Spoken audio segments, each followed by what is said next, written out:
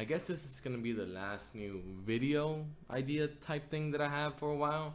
After this, we'll go back to all the things that I've done already. So store reviews, gaming reviews, pickups, and this.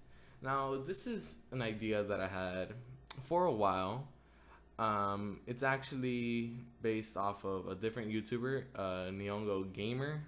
I'll leave his link in the description below to his channel, because it's kind of like his idea, but it's a different thing. Now what he would do is he would talk about things that he don't want to talk about, gaming related things, as he made coffee.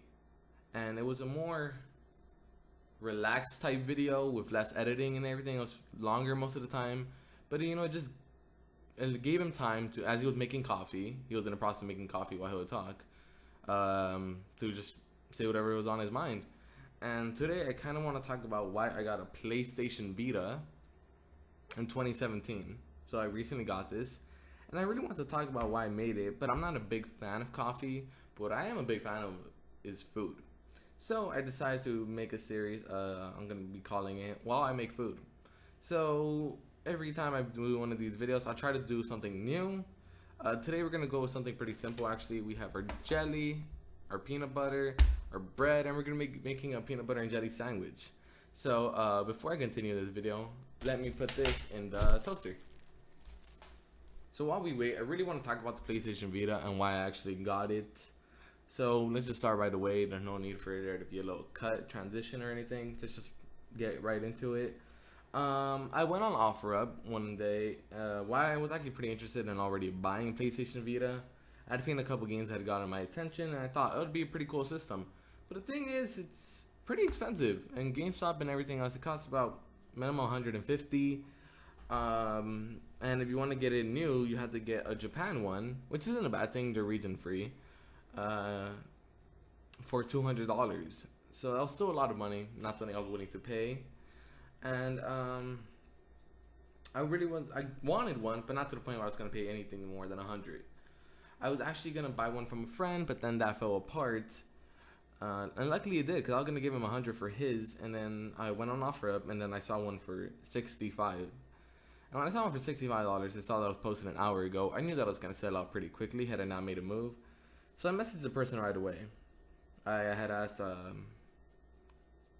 what would he be like? Would he be willing to go down the price? Just curious to see if they would. It was actually a girl, but then she scared me by saying, no, she wouldn't, and that if I was still interested, because she already had other offers. So I had the money for it.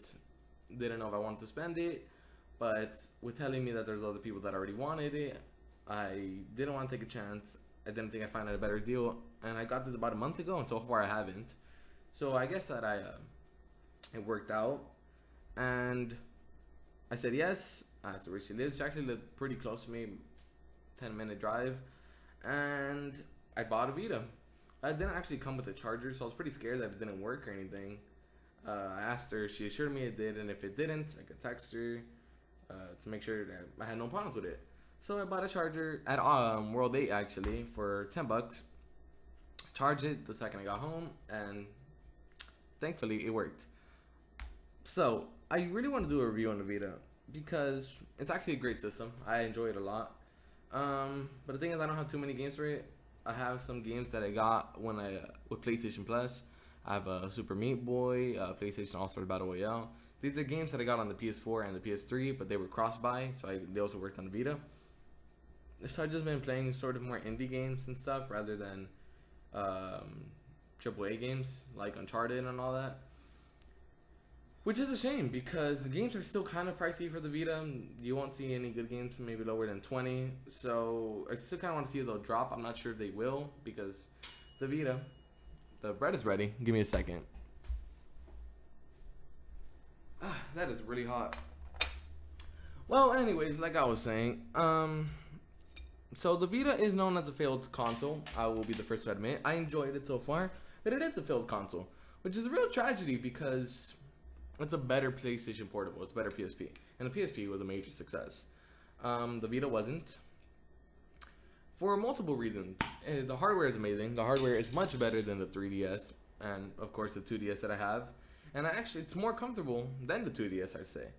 And it solved all the problems that the PSP had, which was, at a certain point you had to make a new PSP because the graphics weren't just going to be able to hold up anymore, and 2 analog sticks, which made it perfect for first-person shooters and other games that used 2 rather than just the 1 analog stick that the PSP had. It had a lot of cool features too, like touchscreen, but that's also kind of where it started to die. Not many people really use a touchscreen. Many developers use a touchscreen, and it's a real tragedy because the developers that used it right, the games were really fun. Like Tearaway, it's a game I'm interested in. Gravity Rush, another game I'm interested in. And the PlayStation Portable had a lot of good games for it, Oh, the PlayStation Vita, I'm sorry.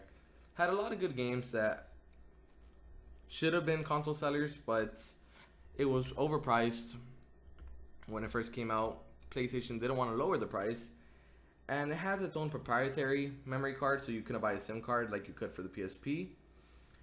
And those were just expensive, too expensive, even up to this day. A 64 gigabyte one, which is the biggest one you could buy up to this day, can cost you about $150. An 8 gigabyte one would cost you about runs you about $25 right now. And obviously it's way too much for a memory card. It's as much as a game right now. And if I wouldn't buy a game, why would I buy a memory card? Which is a real tragedy because with all the PS Plus games that it comes out, you have to buy a memory card because there's a lot of good indie games for the Vita. And that's your only choice now in terms of new games. You could either get Japanese RPGs or indie games because, like I said before multiple times already, it was a failed system. It was too expensive. There just wasn't too many good games for it because companies were having a hard time making games for it. And because of that, the only thing you can get now is indie games and JRPGs. And you can't really get the indie games because they're digital only. And if you want to buy a lot of digital games, you have to buy an expensive memory card. So even up to this day, it's really hard to get into the PlayStation Vita because of the fact that it's still expensive. And it's really expensive. I don't even know if you can qualify the Vita as a retro game system because PlayStation hasn't come out with another. We're not sure if it's going to come out with another after the disappointment of the Vita. And it's really sad that PlayStation turned its back on the Vita because had they lowered the prices on it, it probably could have survived. But they did it too late. They lowered the prices too late. Our peanut butter and jelly sandwich is ready, and now we're going to munch.